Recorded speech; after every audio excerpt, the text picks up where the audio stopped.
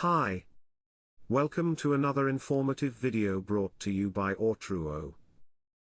In today's video, we will be looking at power factors in general. The effect of good and bad power factor in an AC system will be looked at. In the same vein, we will also be looking at the causes of bad power factors in an AC system. And finally, we will be looking at how bad power factor are corrected. So let's get started.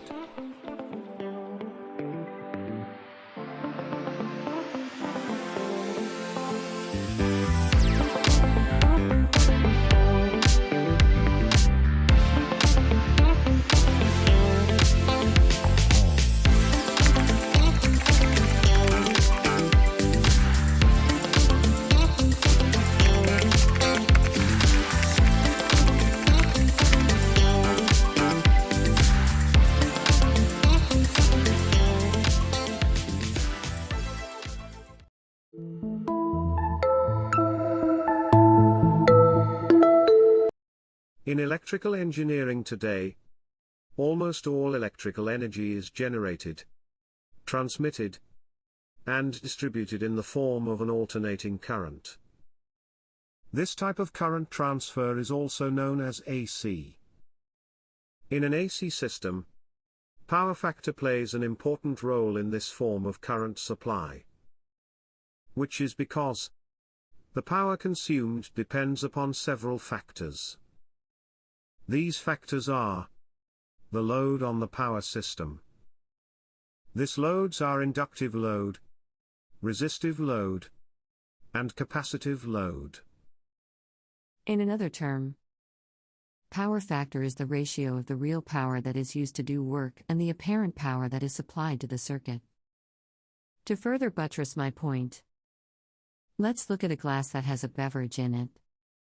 As we can see, this glass contains some beverage, and at the tip, there are foam formations. The beverage here represents our true power, which is denoted kilowatt, and the foam formation represents the reactive power, which is also denoted kilovolt ampere reactive. Now looking at these two glasses here, one of the glasses has less foam formation and more beverage than the other. Hence, the more the beverage is, the better, because the beverage part is the useful part, or let's say the energy part that the load depends on to perform its task, while the foam is the useless part, and it contributes nothing to the circuits.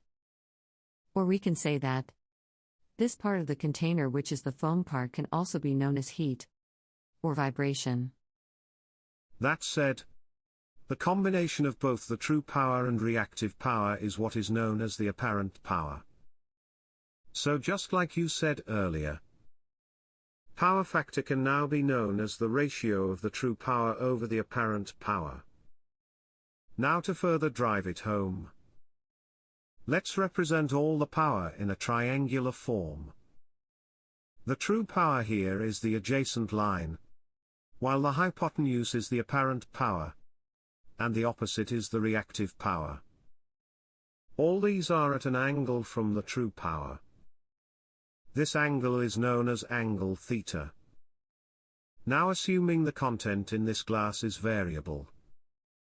As the foam decreases and the beverage content increases, the reactive power will decrease and the apparent power will be on the increase simultaneously. Ideally, the perfect power factor that is desired is 1 pf. This can also be known as unity power factor. But practically, it is almost impossible to achieve this. This is because it depends on a lot of factors. And it is on that note that power factor comes in three types, which are lagging, leading, and unity power factors. So, all these power factors can be said to describe the position of current and voltage at each wave cycle in an AC system. And it is different from each other. To further buttress your point here, poor power factors are usually affected by inductive load, which is because between capacitive and inductive load, This type of load accounts for over 75% of all the load that falls between these categories, be it in domestic and industrial usage. So, in a purely inductive load, current usually lags behind the voltage. Which is because, in an inductive load, the current produces a magnetic field. So over time, the magnetic field produced will begin to build up to the extent that the lines of flux cut through the conductors of the inductor itself, and thus resulting in an induced voltage that will resist the flow of current. The reverse is the case in a purely capacitive load. In a purely capacitive load, current usually leads the voltage. That is because in a capacitor, when a voltage is applied, electric field generated by the charge on the plates resists the change in the voltage. This will cause the current to lead to the voltage. Overall, the lag and lead in current and voltage cause a phase shift in circuits. This can have an important implications for the behavior of the circuit.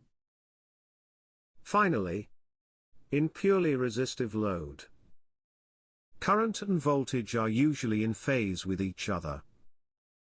So in a system that has a leading current, an inductive load is usually used to offset the leading current. That is because an inductive load has a lagging power factor.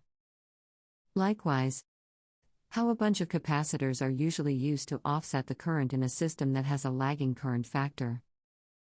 Overall, there has to be some calculation that needs to be done before we can know the value of capacitance, or the value of an inductive element to be used in order to offset the bad power factor. For example, let's look at this load here. It is an inductive load with some rating. So we will need to calculate the kilovolt ampere reactive that we will be using for correcting the offset.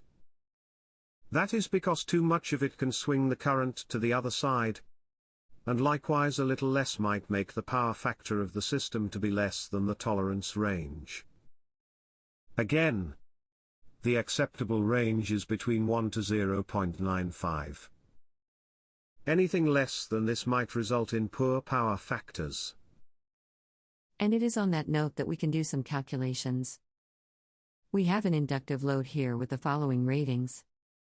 The load is rated 10 kilowatt, with 415 voltage supply and with a power factor of 0.85. So the apparent power equal the true power divided by the power factor, which is 10 kilowatt divided by 0.85. This will equal to 11.8 kilovolt ampere. For the reactive power, the square root of kilovolt ampere square minus kilowatt square, which is the square root of 11.8 kilovolt ampere square minus 10 kilowatt square. That will be square root of 139 minus 100. This will equals to square root of 39. And the square root of 39 will equal to 6.2 kilovolt ampere reactive. That means this load will need to draw around 11.8 kilovolt ampere in order to provide 10 kilowatt of power. And the reactive power is 6.2 kilovolt ampere reactive. So more current will also be drawn, which is as a result of the bad power factor.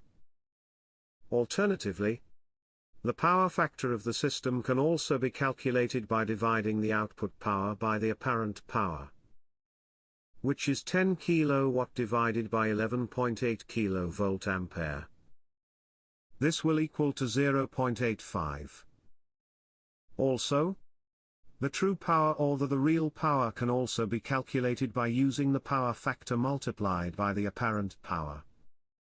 And that is 0.85 multiplied by 11.8 kilovolt ampere, which will equal to 10 kilowatt. Now in order to make the correction, which is to determine the capacitor ratings, then the total apparent power can be calculated by the true power factor divided by the desired power factor, which is 10 kilowatt divided by 0.95 power factor. This will equal to 10.5 kilovolt ampere. Now the total reactive power will be calculated as square root of the reactive power minus the true power, and that will be square root of 10.5 square minus 10 square. This will equal to square root of 110 minus 100, which will equal to 10. And square root of 10 will equal to 3 kilovolt ampere reactive. Now, in order to determine the size of the capacitor that will be needed to correct the system, that is 6.2 kilovolt ampere reactive minus 3 kilovolt ampere reactive. The resultant differences will be 3.2 kilovolt ampere reactive. So the size of capacitance that will be needed will be 3.2 kilovolt ampere reactive. It is very important that all these corrections are made because this will prevent excessive current that might be drawn by the system. And by so doing, the required cable that might be needed by the system during installation will be very large. And as such, more cost will be incurred during installations. Good power factor prevent current loss, and it also reduce heat generation that might occurs, which might be as a result of the excess current going into the system in the long run. This will have a negative impact on the system lifespan. Of course, with bad power factor there is bound to be voltage drop along the system. And it also result to high fees, which is as a result of higher reactive power that is generated within the system. And that is it on power factor in general. I hope you have learned something new today.